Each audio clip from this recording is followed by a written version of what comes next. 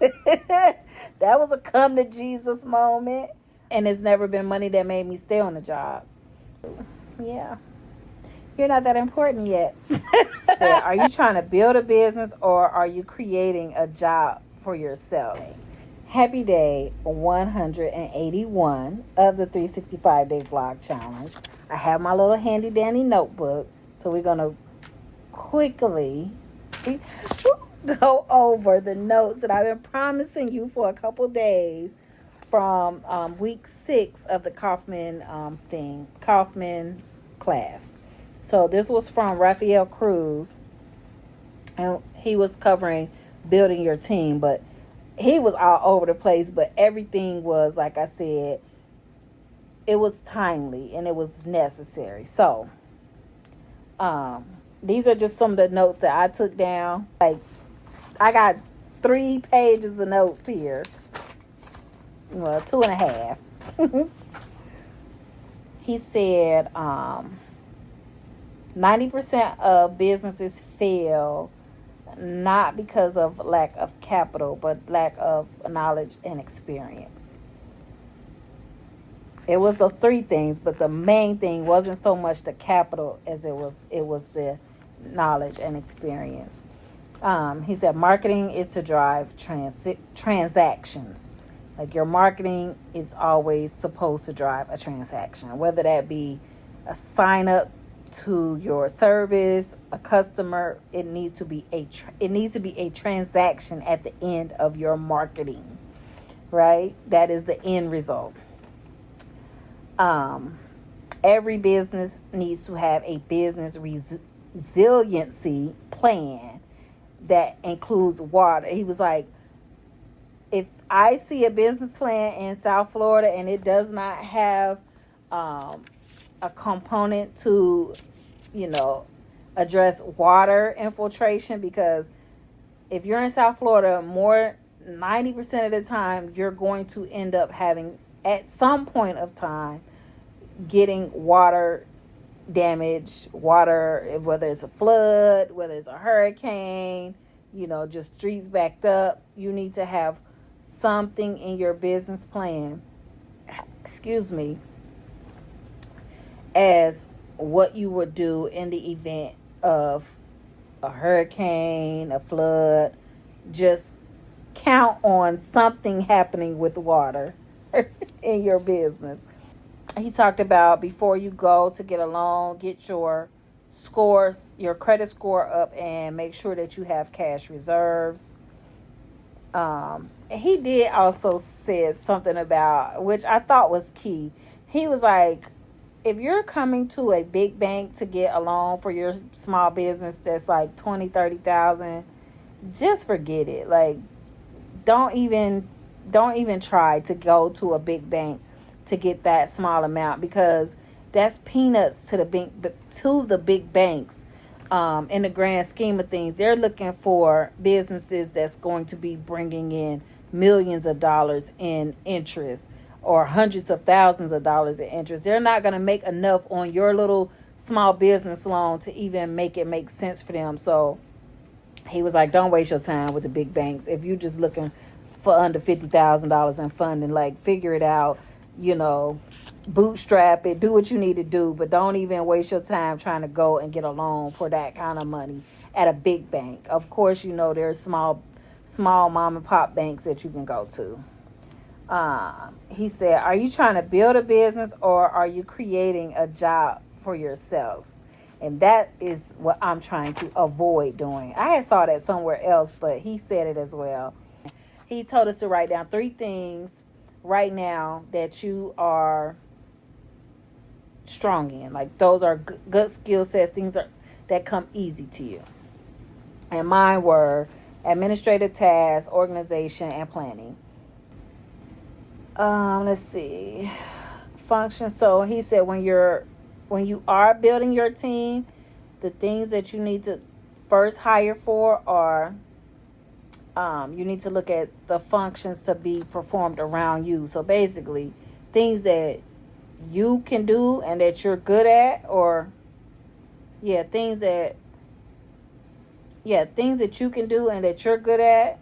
don't hire for those positions. You want to hire around the things that you struggle with. Build a team for positions, not for tasks. I think that was the right thing. Oh, this was a little good lesson that he said. Put yourself in the customer's vantage point. And he gave an example of a hotel chain that was like, we have certain staff members that clean, like they go above and beyond. They always get the big tips. They always get requested for them to come and clean people's room because like their level of excellence, goes above and beyond somebody to just come in, do a quick job and leave. And he said they found out that those cleaners, because they would actually, after they made the bed, they would lay down on the bed and look around and see what they saw, from, if I was going to lay down on the bed, like, oh, look, under the bed, there's a shoe, or things like that. Like they would go into the shower, clean the shower from the outside, and while they're on the inside, they're cleaning it and they're looking around like, okay, if I was in here in the shower, like, okay, what am I, what would I be missing? They're not just wiping the door down. They're going to actually stand in the shower and experience it as if they were taking a shower, And I was like, oh, that's a good way to put it. Like, I thought that was a good lesson. Like, you want to look at your business not with your eyes, but like in how your customer would see something. So yeah, sometimes you got to step back and not look at it like how you would look at it how your customer would see it.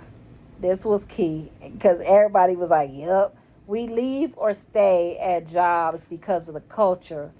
It's never for the money. And that's true. I have left many jobs because of the culture was toxic or I was very unhappy. It was the culture. It's never been money that made me leave a job. And that's so true. And it's never been money that made me stay on the job. It said, make it simple. You can complicate it later.